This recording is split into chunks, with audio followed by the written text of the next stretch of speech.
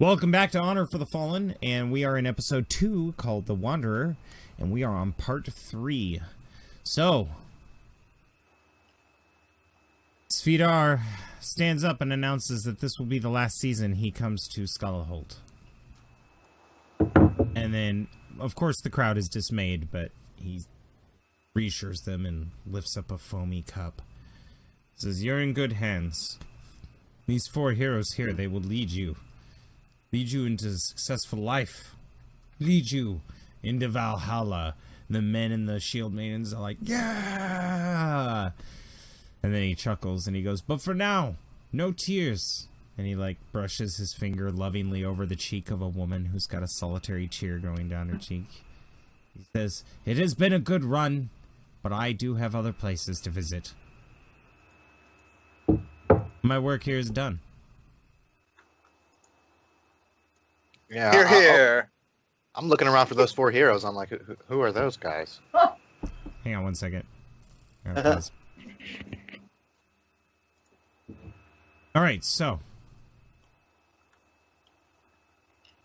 the party comes to a quiet end, and you guys are the last 4, of course, sitting at the table. And Bjorn is kind of like standing off to the pavilion, looking at Sten, waiting. Svitar stands and stretches. "Well, ladies, if you'll excuse me, I must sleep the night off and prepare to leave in the morning." And he dismisses them politely, and they scurry off to their homes with their husbands.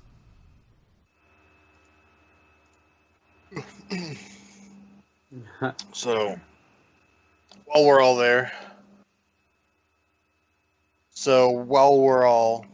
gathered here, tomorrow Bjorn's going to leave for the Jarl's village and ask the Jarl for permission to trade with the goblins if we want to do that. And I had the an opinion to allow him to take the mountain's pelt with him as a gift, or we could keep it here in our village and maybe he'll just make a decision without that. This is a great idea, but perhaps we should ensure that, if we're going to send the pelt on the road, perhaps we should send more than just Bjorn to ensure that it can arrive safely and unmolested. An unmolested pelt is a good pelt. Sweet pelt. Bjorn speaks up, and he says, "We could do that, but we are already behind in our planting. More men that go with this pelt mean more farmers away from their land."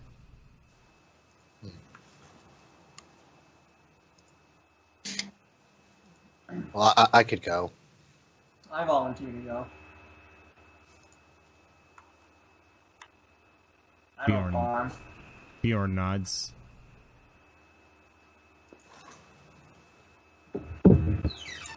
So I guess we're off to the Jarl's To see the Jarl's wizard. village.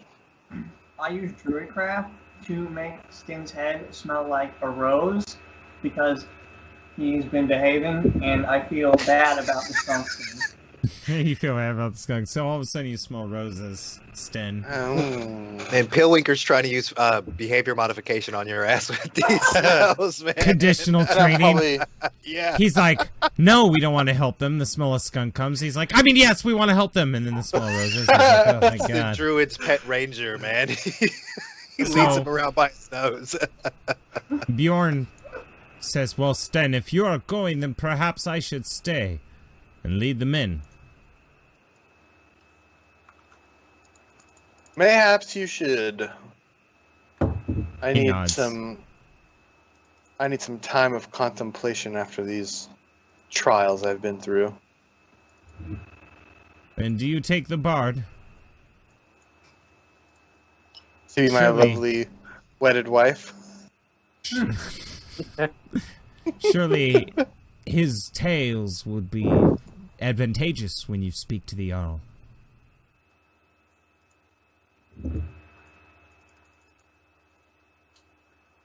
I suppose. Good. He turns and leaves. I bid you all good luck.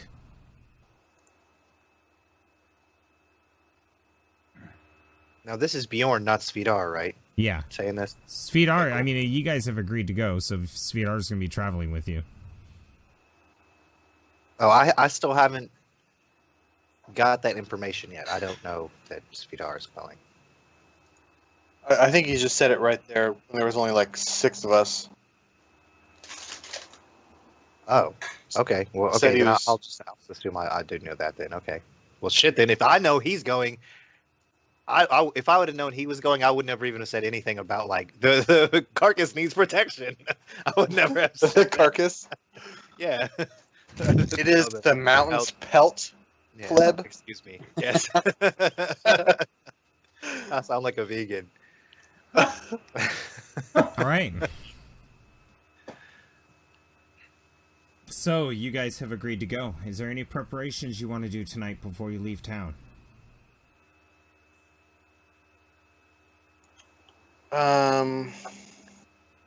Are there any tavern flies? Are we Tavern resting? flies? Yeah, you know, like barflies, like kind of hanging out towards the end of the night, real fucking wasted. No. They're all farmers. They got to get to bed early. The only Those tavern fly you bastards. know of is Soggy. Sometimes he's seen passed out at the bar. Ugh. Why I don't put out. Do we rest first? Because it's been like a long time since we've rested. Yeah, you're not leaving in the middle of the night. You'd be leaving in the morning. Yeah. Okay, that's cool. So everybody gets a long rest, plus the benefits of having a long rest. Alright, Do Such I have as- any type of? Go ahead. Such as spells that come back to you, etc. So all your spells are restored. Okay. After a long rest, I can prepare new spells, right? Yep. Okay. I'll just do that in roll 20 now. Then also, That as well. before I sleep, I want to wild shape into a pig and sleep in the mud. All right. Yeah, you go off to the stables and you notice that Svitar sleeps in the hay in the stables. All right, is he sleeping now? Yep. He just Okay. walked in Well, the then stables I don't and disturb him, and I just turn into a pig and do my thing. yeah, and the pig pen is right next to the stables. A couple of the pigs come up and cuddle up to you for warmth. Nice. How sweet. And, Oink. and everybody else just kind of goes home. If I have any type of acolyte or priest or anybody who helps me with my rituals, I'll make sure they know they need to be up in the morning and doing the rituals and stuff. There's no priest or acolyte. Okay, well then I'll just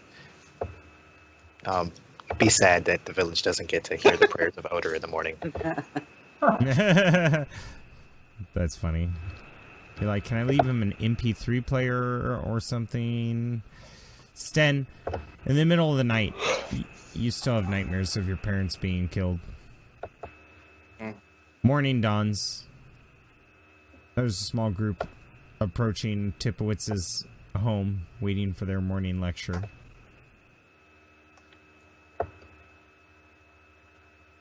You're muted, bud. That's him praying silently. Yes, I'm still up this morning, ready to do my thing because I'm still here. So, but I am in my full traveling. I have my backpack on and everything ready to go. Could you roll a performance? Sure.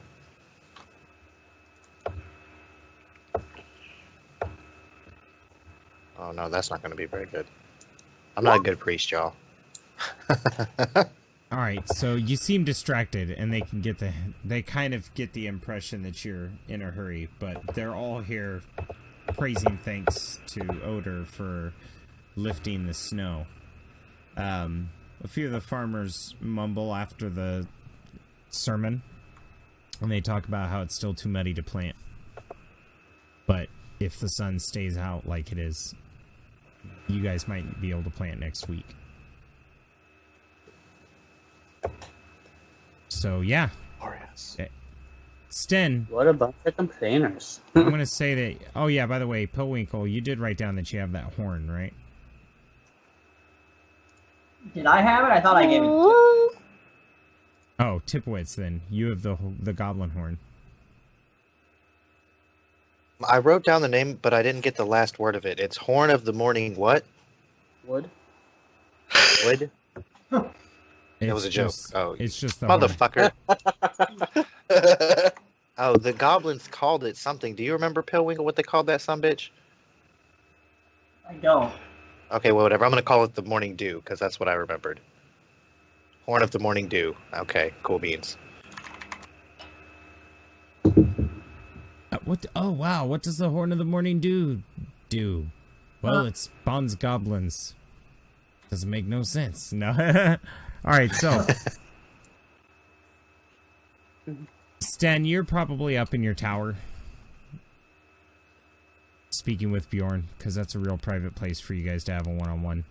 And I imagine you're giving them the list of, like, things that he needs to look out for. The go around. Yeah. And he's like, Sten, you've been out of the village before. I can handle this. Can you? You know me, Sten. You would not trust me with the town if you did not know I could handle this.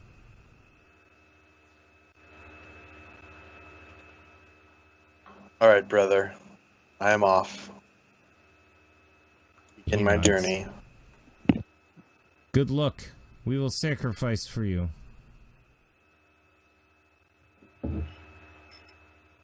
I clasp him on the forearm. Yeah, shake. Yeah.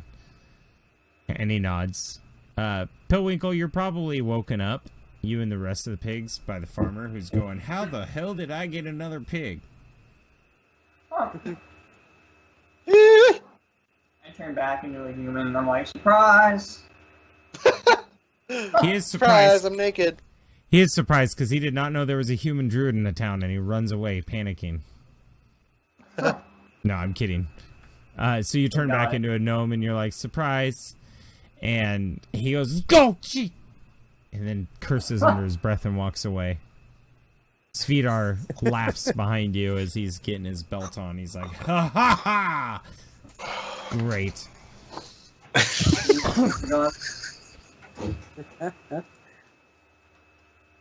And Sagi, I imagine you come out of your house and it's a beautiful morning.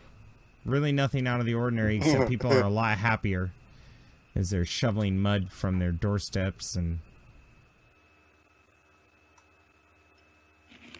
Yeah, I don't really do much of anything. I just kind of listen to people talking and get ready for taking off on this trip.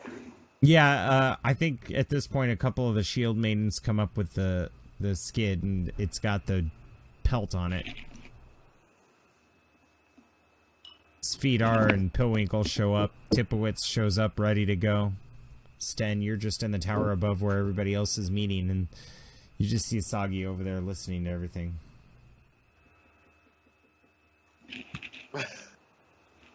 Sorry, get your ass in gear, boy. Well, I'm ready to go. I'm just sitting there taking it all in. He's just sleeping in the mud. Like, I'm being a stick in the mud. All right, so you yeah. should, your character should have narcolepsy. I would have so much fun with that when he goes to do something acrobatic and then he just goes limp and slams into the wall. I'm just like, Tumbles down.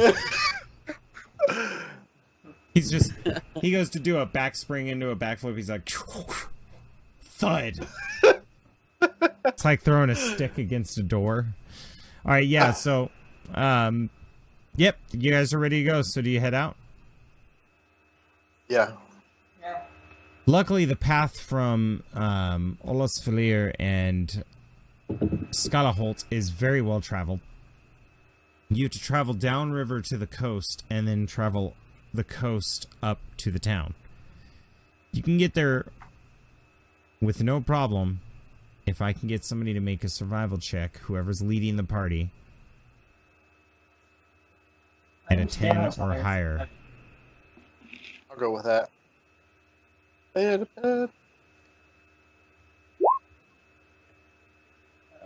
All right. Oh my goodness. You know what? It's normally a 5-day trip, but you make it there in 4. And Svitar's like, I did not know about that shortcut. No. As you guys are approaching Olafsfjord. Olafsfjord is interesting. It is a town that is... They dug a hill, like a wedge-shaped hill, in a box around this little inlet by the river. They built a wooden wall around this box, and the gate into Olafsfjord is just a very simple, tall wooden gate that is being held by rock weights. So if there's ever a siege and they need to close the door fast, they can hit a rope and it'll go and bar the door. The wall itself is only about 4.5 feet high. Defensively, the Vikings will put their shield over the wall and then spear down, because whoever attacks the settlement must run up the wedge of dirt to the wall, which they'll already be exhausted because the hill is intentionally made with potholes and things like that so that they sprain their ankle. But from your angle as you're approaching town, you can see into the city, and you just see homes tightly clustered together. A lot of them share a backyard. Some of them, the backyard is just really small. You see all of the business homes, by the warehouses down by the river. And then on the other side of the river, or the bank, so on one side is where the business district is, on the other side of the bank, there is a large longhouse. Several docks extend out into the river, and there's probably 3 ships here right now, but maybe in the evening there might be a little more. And during a Viking, you know his docks can fit 50 ships. Some from you guys and some from the nearby villages like Hlemrek.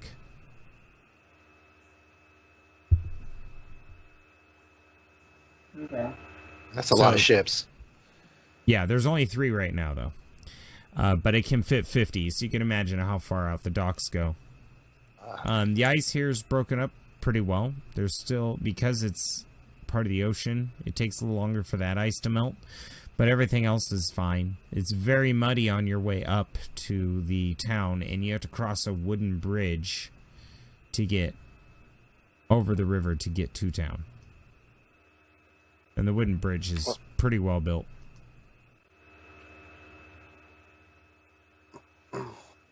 So we start just You just continue your way? Yeah. Yeah, you get up to the gate. Svitar looks at you and then motions to the wall.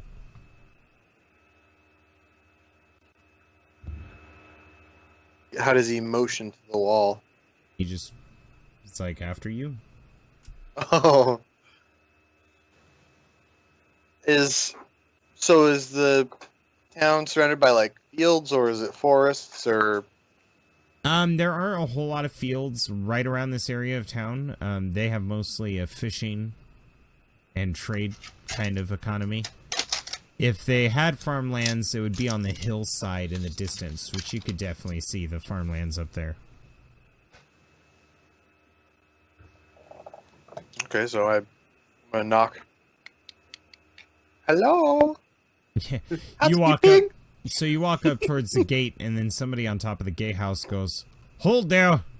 State your business!" And you look up, and there are men with shields standing above the house, about 6 of them. I flip over. I'm gonna guess, we had the skiff covered, so the pelt wasn't exposed to the elements. Yep. So I flip over the, there's another pelt on top. Probably a waterproof blanket. one. A less Yeah, less blanket. less valuable pelt. Yeah. So I flip it over and I'm like, we have slain the mountain bear who plagued our lands to the north, and we come bearing the pelt as a gift to the Jarl. And who are you? I need your names.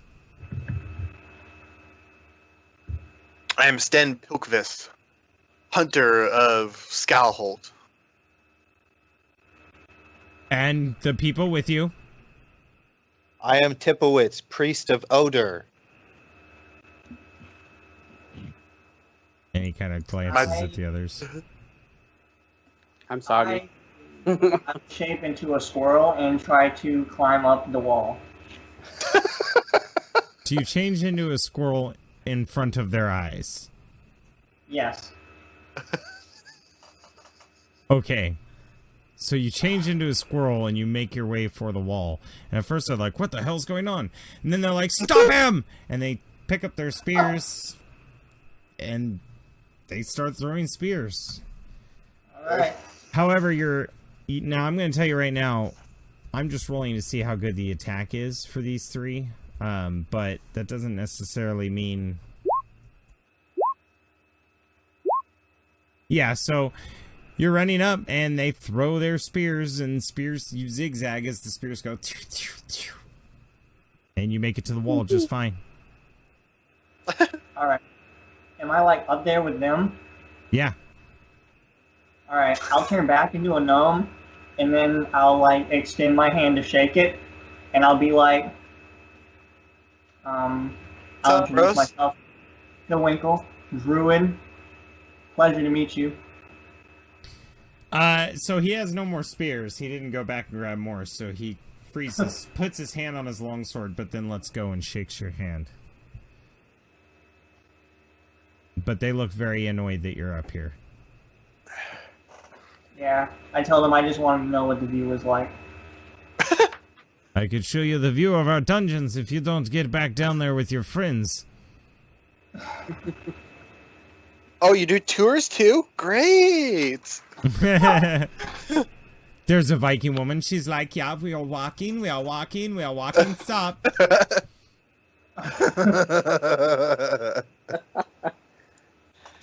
All right, and then the other guy kind of leans back. Do you head back down to your friends? Yeah, I'll scurry back down. Yeah. One of them hops over the gate and starts to reclaim the spears as the only guy left with the spear looks down and says, and you said you were, and he pointed to Sagi. I give him my actual name. I'm Nigel. Ah, Nigel. Nigel You've Fold been- that way. Oh dear. And he's like, Nigel, it's just good to see you again. You vouch for these yokels? I. Yokels! And who's that? And he points to, well, yeah, you guys are all country bumpkins from a village. And he points over to Svitar. Oh, that's Odin. Actually, Yeah, I don't like, know if you as- would say that. I don't even know I if, know. I look up at Svitar and I say, who's Nigel? But then, you, but then, you yeah. ask Svitar who Nigel is? He's like, yeah. It was like a rhetorical question. Yeah. Yeah, he What? just shrugs. What was He's that? like, I don't know. You're like, Nigel who? Yeah. All right. So they're asking about Svitar. I mean, isn't he It's, going to answer for himself? He's Nope. his own man. I'll let him Oh, well, speak for himself. He's a I'm not- god. Well, if he so- doesn't, if I'll look out because I was interacting with him, so if he doesn't speak immediately, I'll say, "This is our companion Svitar." the guard's expression changes, and he goes, "All right, give me one moment, and I will let you all in." So he turns and goes down the stairs. You guys wait. And you wait. And say probably about 25 minutes later, the gate goes.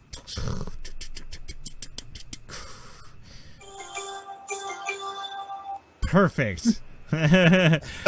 That's the sound of the door when it opens. We've made it in, guys. You have gained a level. All right, so this time on Ye Olde ESPN. So as you guys are approaching the gate, the man returns to his post and he's like, "Come on," and then stands guard, continues looking out in front of him. There's a man standing at the door and he's like, Nigel Trickfoot, good to see you. And he extends his hand and it's one of the guards, one of the house carls. You know what a house carl is? No. They are knights who dedicate their lives to protecting the Jarl. That's their job. So, and it's kind of a bittersweet job because he wants to go to Valhalla, but he knows if he dies, it's most likely meaning that he failed the Jarl. So, it's a weird, odd position of honor. He shakes your hand. He's like, "You know, he will be very glad to see you." I'm What, do looking you forward owe to him seeing money? too. Well, bring your friends in. We have much to talk about. And he motions down the familiar cobblestone path that leads all the way to the longhouse.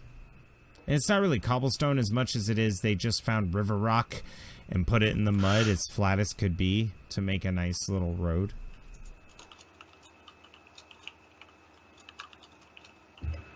I'm definitely taking note of that. I'm like, oh, you can do that in our village.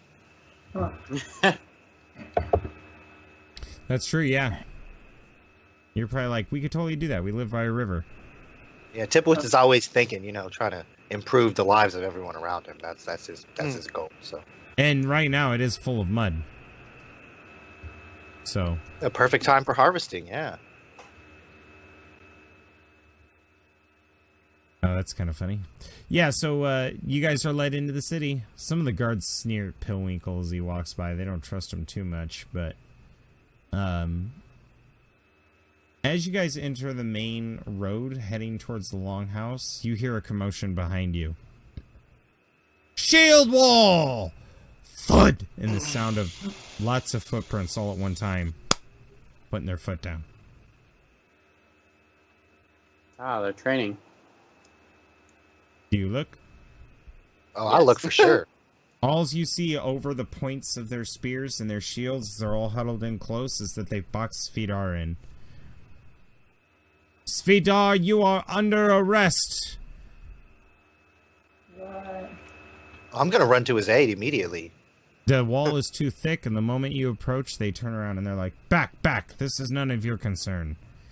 Oh no! Yar Eldgrim! We'll see you in the morning for your trial! Svitar smiles and goes, "I'm looking forward to it," as he's pushed along by the shield wall, and they take him in the opposite direction.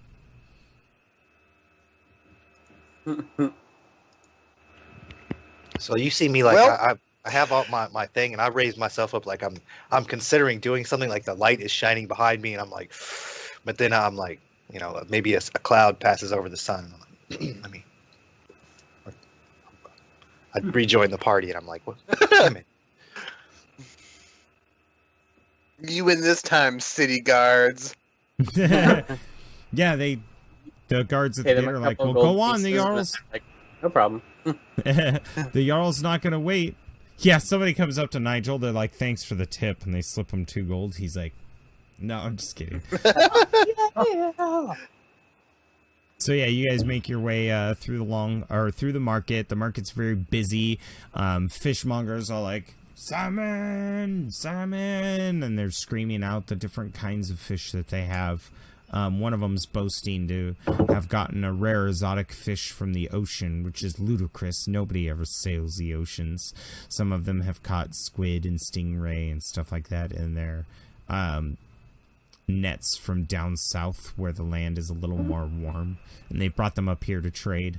You do see a woman, though, an elven woman, standing at a merchant's booth with a bunch of colored potion bottles on her market stall, and she's not even shouting her wares. She's just standing there patiently for a customer to approach. And then you see a dwarf, of course, working a forge, and he's talking with people about why his weapons are better than anybody else's, and he's giving demonstrations cutting the heads off chickens if they're small blades. So, a lot of commotion, but it's mainly just business. But you guys are led by the Huskarl up to the longhouse, and he opens the doors and he goes, "Please enter. Your Eldgrim will be with you shortly." In we go. I look over at Pillwinkle and I say, Pillwinkle, if I try to talk, stop me. Not a problem. I don't want to get us in trouble in here. About an hour passes. Feels like an eternity, but still no Jarl. You got anything in his hall to like fiddle around with? There's food and drink on the tables. There's servants waiting. The house curl is standing by the door waiting. Is there any water? No, most I of just it's ale. make small chat with the servants and try and dig up any rumors or Nice. gossip Alright. of the. Do I know where the Jarl Roll usually a is when he's not? investigation. Can I help him with that? Because I want to pretty much do the same thing. So maybe I can give him an advantage by doing the same Yeah. thing. We can collaborate. Advantage on that investigation, Sten. As for Sagi, you do know that the Jarl lives in the Longhouse. So it is weird that he's not here. Collaboration. Yeah. It paid off, didn't it? Sten, I think that it's safe to say that it looks like what you would expect in a Longhouse. Weapons mounted on the walls. He's got different banners from his allies hanging up on the walls. The throne itself is made out of wood and covered in goat's fur. He's got a goat head mounted on the top of the throne, and goat hooves for the legs of the throne.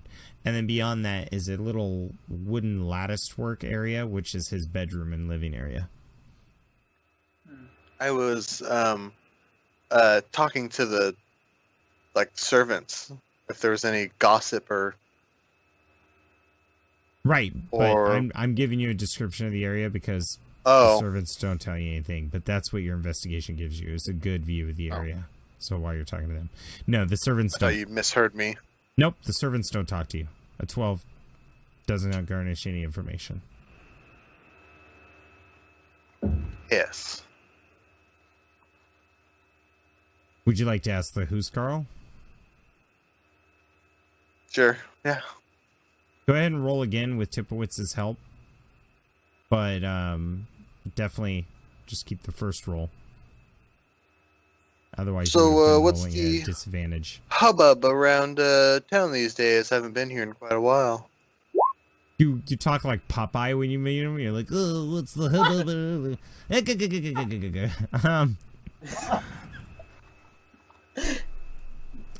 Yeah. He's like, I have no idea what hubbub means. And then as soon as he says that, the door opens and they look at the house Carl and they're like, we're ready. And he goes, come, there's a feast being done by the water's edge. Is that the tavern or something? No, he means like the river, the water's edge. Like the actual Sounds edge like a of the tavern to river. me. It does sound like a tavern. In fact, I'm going to write that down. Water's edge. Excellent. Anyway. Do you all leave the longhouse to go to the water's edge to have this feast? Yes. Yeah. So yeah, Did you you say there guys, was a goat head somewhere? yeah, there's a goat head on the throne with goat pelts, and he's got goat hooves at the bottom. I rub its head for good luck. Okay. You get an advantage on your next check. Aha!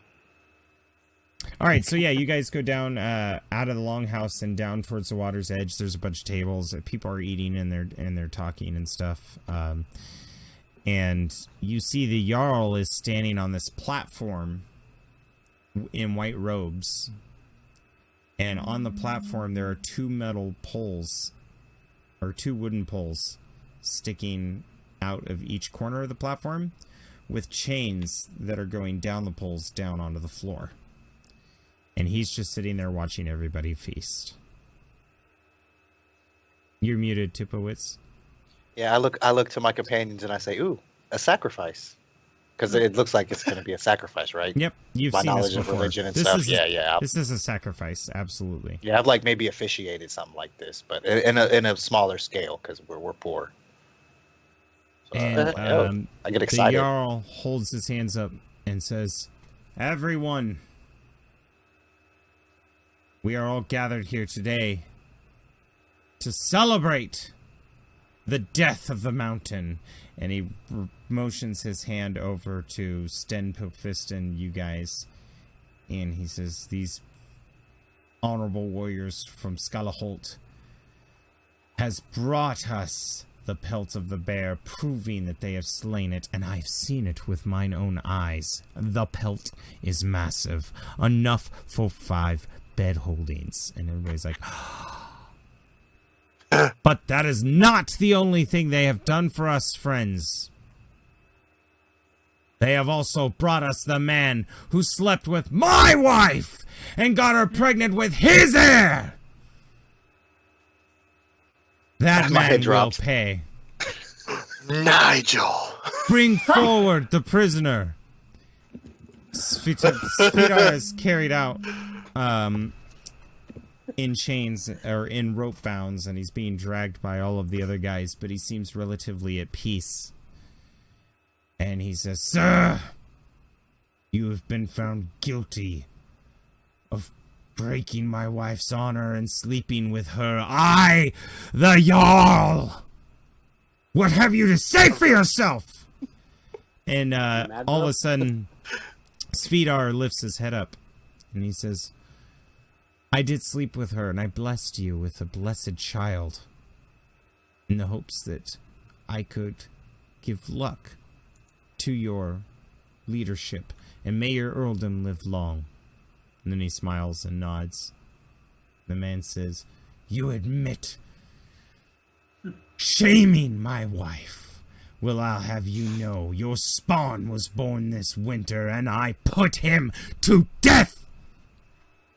Svitar kind of looks down sad and says, "It is a shame when the gifts that you are given by the gods are cast away so easily. No matter. For you, I grant the worst of deaths. I demand a blood eagle!" The entire crowd goes crazy, chanting, "Yes, yes, yes, yes." Yes! Cut his fucking head off! You can do it! You can do it! Archie, do you know what a blood eagle is? You told me, you told Archie one time, but can I like roll a religion to see if I know that ceremony in the game, Yes. or should I just say I know it? Well, I mean, if you could describe it to the players, I was just going to give it to Tipowitz, but if you can't remember Okay. it, roll a religion. Yeah, Okay, yeah, so, I made it. I got it. I can describe it. yeah, go ahead. Okay, so I'll look over to the group and I'll be like, this is terrible. They're going to flay him alive.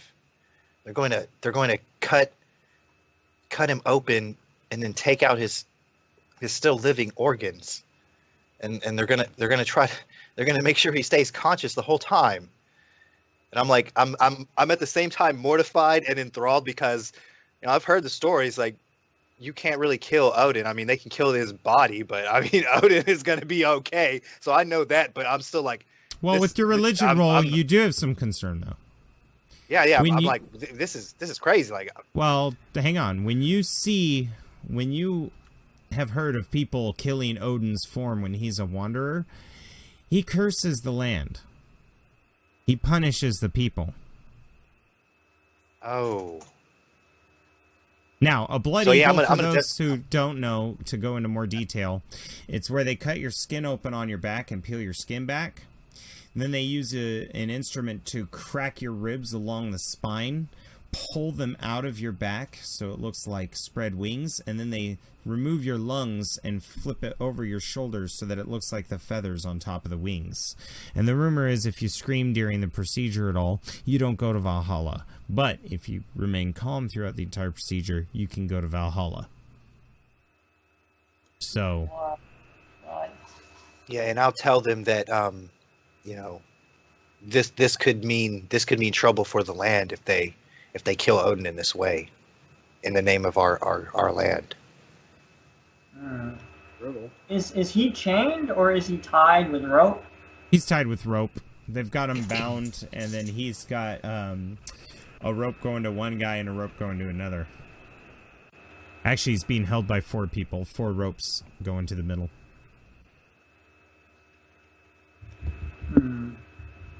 Okay.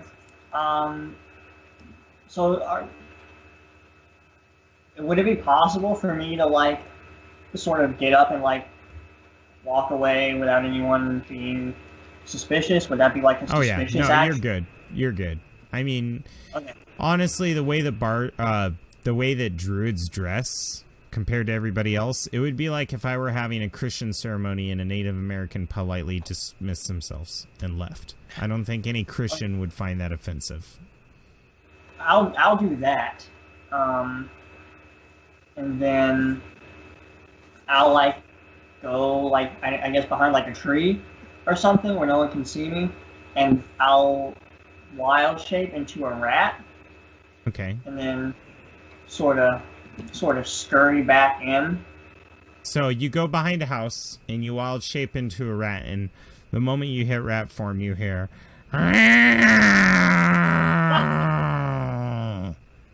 and you look up, and there are 3 hungry cats sitting atop this barrel.